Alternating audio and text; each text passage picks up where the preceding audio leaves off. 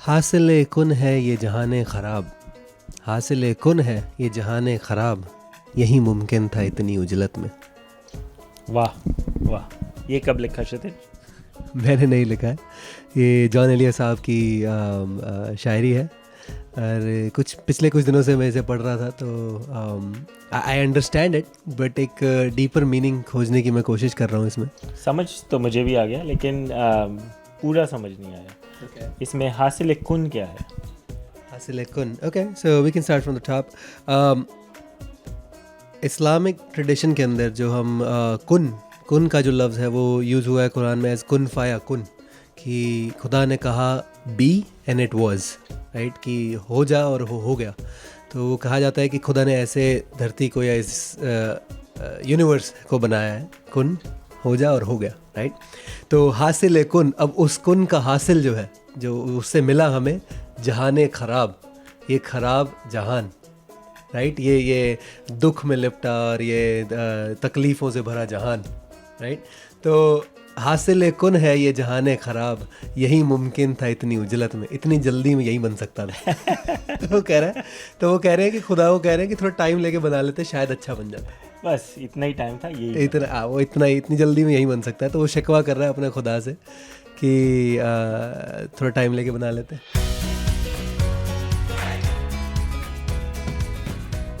Welcome to Kavinama.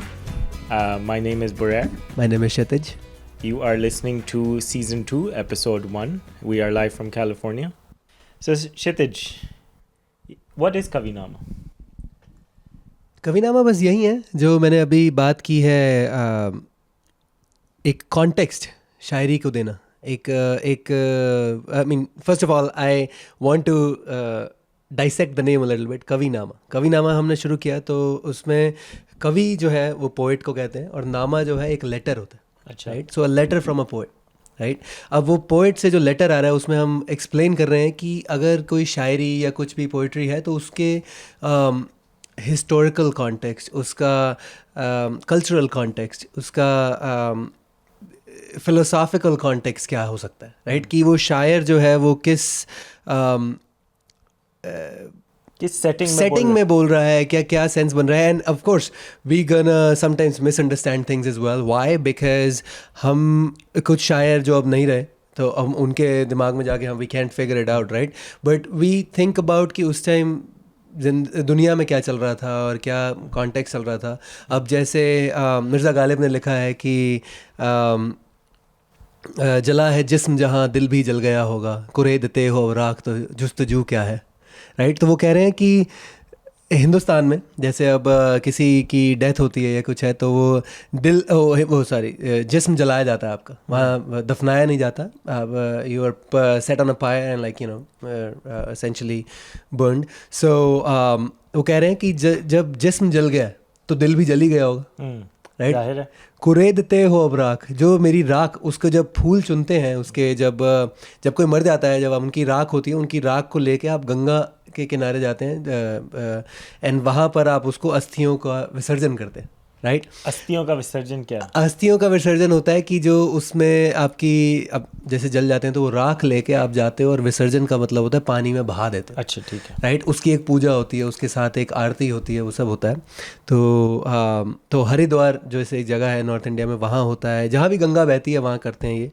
तो उन्होंने कहा है कि कुरेदते हो अब राख जुस्तजू क्या है, कि मेरा दिल भी जल गया होगा, तुम राख में मेरा दिल कहाँ ढूंढ रहे हो, राइट। तो ये कितनी, अगर बहुत अच्छी किसी ने बात कही थी कि ये शेर कोई ईरान में तो नहीं लिखेगा, ये शेर कोई इंग्लैंड में बैठ के तो नहीं लिख सकता, क्योंकि जिस्म तो वहीं जलता है जहाँ इंडिया में, राइट। तो अगर वो वहाँ का है तो इट मीन्स शायर उसका एक कल्चरल रेफरेंस दे रहा है, राइट, कल्चरल रेफरेंस। और इस एक्चुअली इस गज़ल के बहुत ही खूबसूरत शेर भी हैं बाकी जो मिर्ज़ा गालिब ने लिखे हैं। ये आई थिंक आपने सुना भी होगा, बहुत ही पॉपुलर है, कि हर एक बात पे कहते हो तुम कि तू क्या है। बिल्कुल, हर एक बात पे कहते हो तुम कि तू क्या है, तुम ही कहो ये अंदाज़े गुफ्तगू क्या है। ये बड़ा मशहूर शेर है, ये मैंने बहुत सुना है, लेकिन थोड़ा समझ आता है, थोड़ा नहीं समझ आता। इसमें इसको ज़रा एक्सप्लेन कीजिए। I mean, I think he's trying to say that तमीज़ से बात कर. Simple as that, right? कि तमीज़ से बात कर. कुछ लोग होते हैं जिन्हें बहस करनी नहीं आती. कुछ लोग होते हैं जिन्हें तरीके से बात करनी नहीं आती. वो हमेशा आपको नीचा दिखाने की कोशिश करते हैं किसी कॉन्वर्सेशन में, किसी उसमें. तो मिर्ज़ा गालिब कह रहे हैं कि हर एक बात पे कहते हो तुम कि तू क्या है, राइट? तू है क्या, राइट? ऐसे बोलते हैं लोग, तू है क्या, तुझे क्या पता, राइट? तुम ही कहो ये अंदाज़े गुफ्तगू, ये क्या बात करने का तरीका है भाई? अच्छे से बात कर, राइट? तो ये मैं कई बार अपने बड़े भाई को भी बोलता हूँ जो मुझे कहते हैं कि तो भाई तुझे क्या पता. तो शायरी में फिर एक कॉन्टेक्स्ट की आपने बात की कि सेटिंग का कॉन्टेक्स्ट होता है, फिर हिस्टोरिकल कॉन्टेक्स्ट भी होता होगा. बिल्कुल जी जी जी बिल्कुल, राइट. और किस तरह के कॉन्टेक्स्ट होते हैं जिसमें शायरी लिखी जाती है? और एक आपने बड़ी एक इंटरेस्टिंग चीज़ बोली थी कि आप शायर को मिसअंडरस्टैंड भी कर सकते हैं, जो शायर मतलब बोल रहा है. मेरे हिसाब से आप उसको काफ़ी डिफरेंट तरीक़ों से ले सकते हैं, क्योंकि आर्ट है, उसकी डिफरेंट इंटरप्रिटेशंस होती हैं, राइट? आई थिंक एक मुझे एक्चुअली बहुत ही गूढ़ी एक और बहुत ही मुश्किल एक शेर है उनका. अब एक्चुअली एक शेर है जिस पे मैं काम कर रहा हूँ मिर्ज़ा गालिब के, जो मुझे समझ नहीं आ रहा. लफ्ज़ बहुत आसान है, लफ्ज़ उसके बहुत आसान है, लेकिन मुझे वो समझ इसलिए नहीं आ रहा क्योंकि मैंने कहा ये किस पर्सपेक्टिव से बात कर रहे हैं, राइट? तो आई think I am misunderstanding him, but he said या रब ना वो समझे हैं ना वो समझेंगे मेरी बात. आयरनी देखिए कि मुझे समझ भी नहीं आ रही है कि या रब, right? That's the irony of the couplet as well, because I think he knew what he was talking about, right? कि वो कह रहे हैं या रब ना वो समझे हैं ना वो समझेंगे मेरी बात, दे और दिल उनको जो ना दे मुझको ज़बां और. अच्छा, राइट? कि दे और दिल उनको मुझे समझने के लिए, जो ना दे मुझको ज़बां और, जो किसी और दूसरे तरीके से मुझे समझा नहीं पा रहे. जैसे मैंने अभी आपको कॉन्टेक्स्ट दिया, आपको नहीं समझ आया, तो आपने ये कहना है कि बात को कहो लेकिन किसी और तरीके से कहो ताकि मुझे समझ में आ जाए, राइट? तो शायद वो इस बारे में बात कर रहे हैं, शायद नहीं, राइट? शायद नहीं, yeah so I am kind of stuck in that loop of like what was he trying to say, what was he trying, what was, या ये जो है ये बड़ी एक इंटरेस्टिंग सी चीज़ है. और आई थिंक ये कविनामा का जो एक तरह से मिशन है वो यही है कि आपको कॉन्टेक्स्ट जितना प्रोवाइड किया जाए, फिर आप उससे अपना मीनिंग खुद ही निकाल लीजिए. जी, या आई थिंक सिर्फ कविनामा नहीं, आई वुड से लाइक शायरी का ही यही मतलब है. क्योंकि आप शायरी को जब आप समझते हैं, किसी भी, when you understand poetry, it's as per your experiences in life, as per your maturity, right? आपकी एक maturity level भी होता है. तो आज किसी शायरी को I would understand in one way, कल शायद मुझे और experiences होंगे और maturity होगी और मैं poetry पढ़ूंगा तो मुझे कुछ और तरीके से समझ आएगी, मुझे शायद वो बात अलग तरीके से समझ आए. तो poetry has that effect on you, and that's why like I feel like I think not just poetry कि आप words जहाँ भी लिखे होंगे आप हमेशा उनको ऐसे ही समझेंगे. क्योंकि अब यहाँ मान लीजिए कि कोई ऐसा आदमी है यहाँ पर जो लैंग्वेज नहीं जानता है, हमारी उर्दू या हिंदी, हिंदुस्तानी लैंग्वेज जो हम बोलते हैं, वो नहीं जानता है, राइट? अब उन्होंने they have meaning for every word in their own language, कि this is the word, this is the word, this is the word, and I have meaning for all these things, right? But they still don't understand the context of it. Why? Because there is cultural references there, there's historical references there that you, until you grew up with it, it's hard to understand, right? अब हासिल कुन जो हमने बात की, हासिल कुन, अब पहले कुन क्या है, right? You have to break it down like that, and that is a cultural reference right there. Cultural से एक अच्छा जो transition, cultural हमारे सब कॉन्टिनेंट में पोइट्री का क्या रोल रहा है? बहुत I think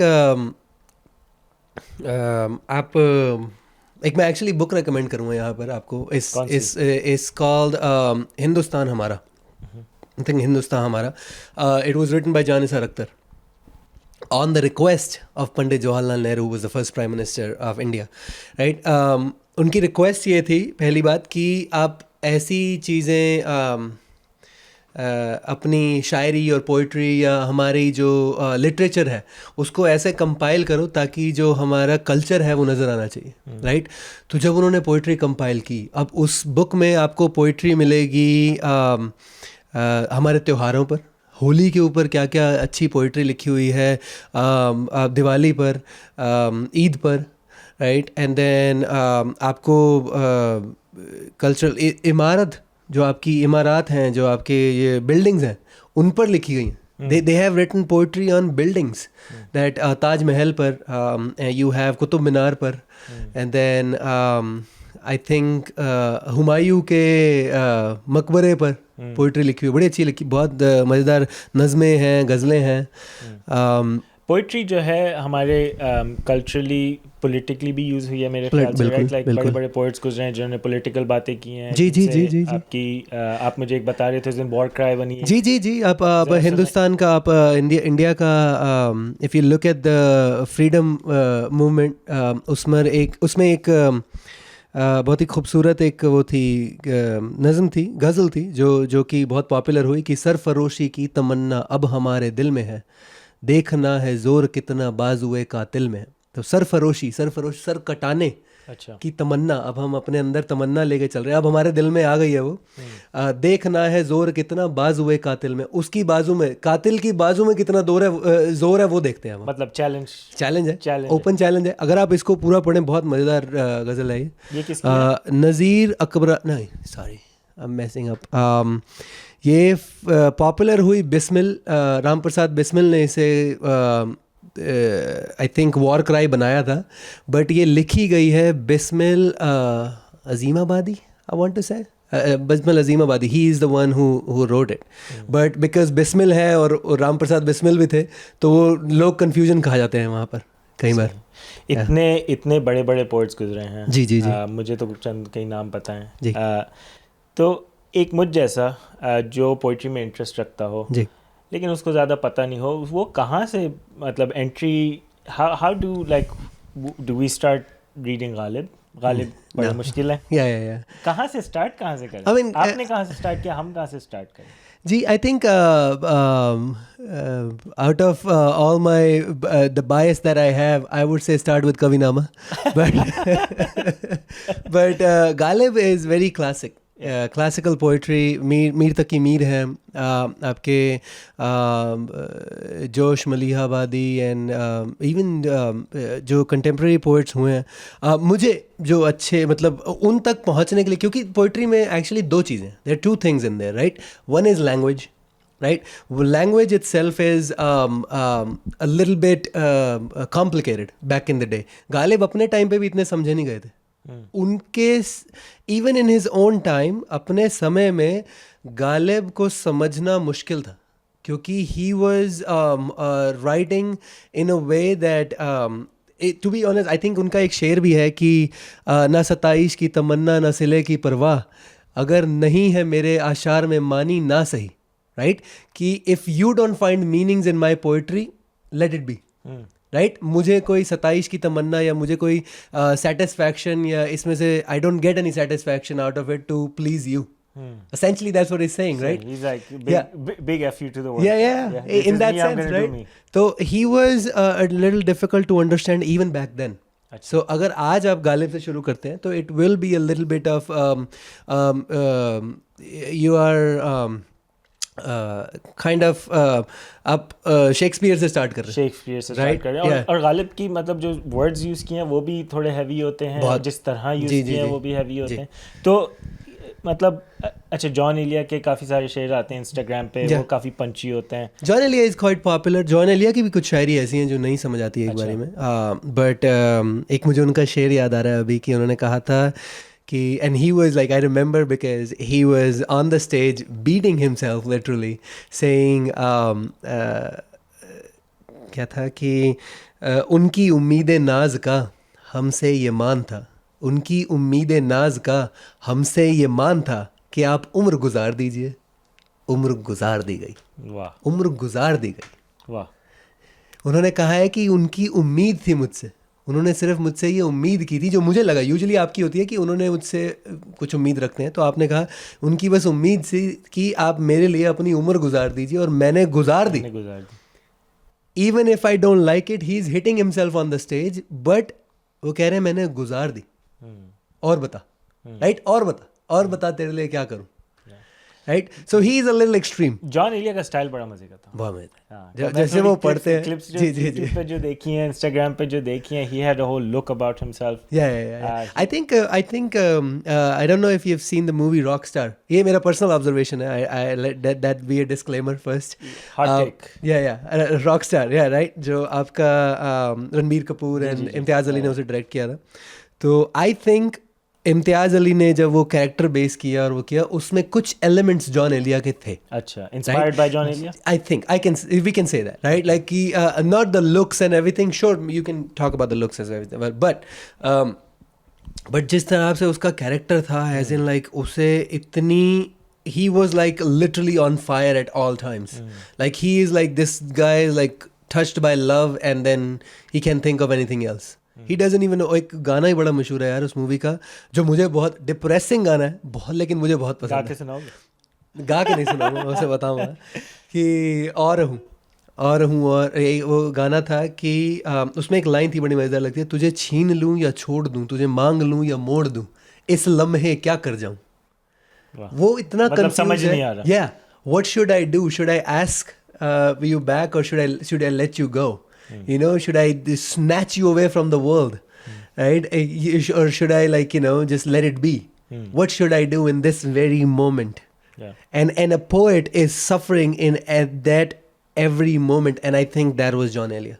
John Elia was a rock star. He was. वो मतलब अगर आज के ज़माने में होते तो he would be. I mean, आज का ज़माना, I don't think he passed away a long time ago. I think 2002, 2006. I want to say, yeah. So not a long time ago.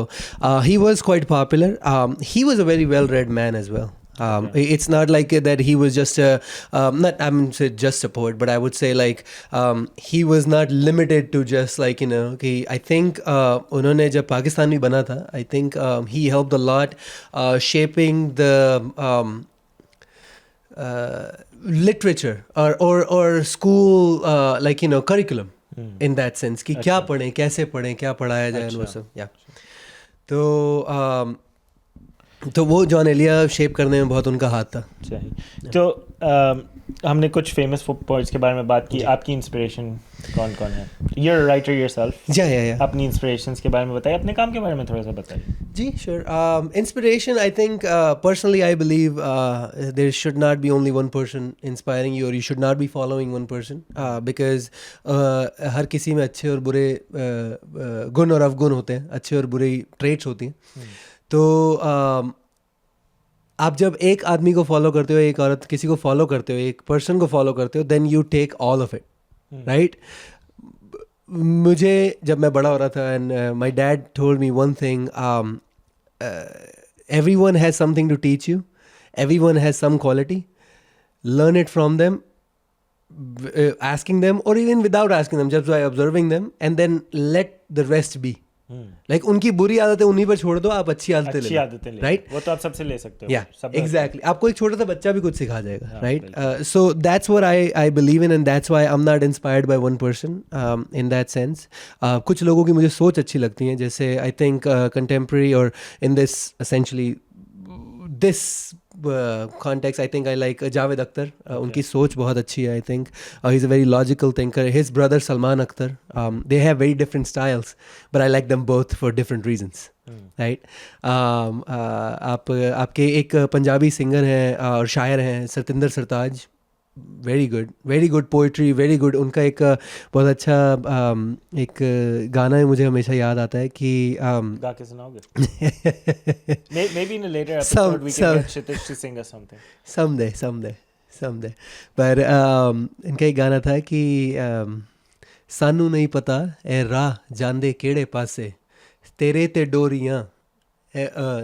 डोरियां मेरी नादान जई आसे, राइट. वो कह रहे हैं कि हमें नहीं पता कि हमने किस रास्ते जाना है, आगे क्या राहें आएंगी, क्या रास्ते आएंगी. हमने जो अपनी उम्मीद की डोरियां लगाई हुई हैं, वो अपनी आस पे लगाई हुई हैं कि ये मेरी नादान सी मेरी आस है और उस पे ही हमारी डोरियां अटकी हुई हैं.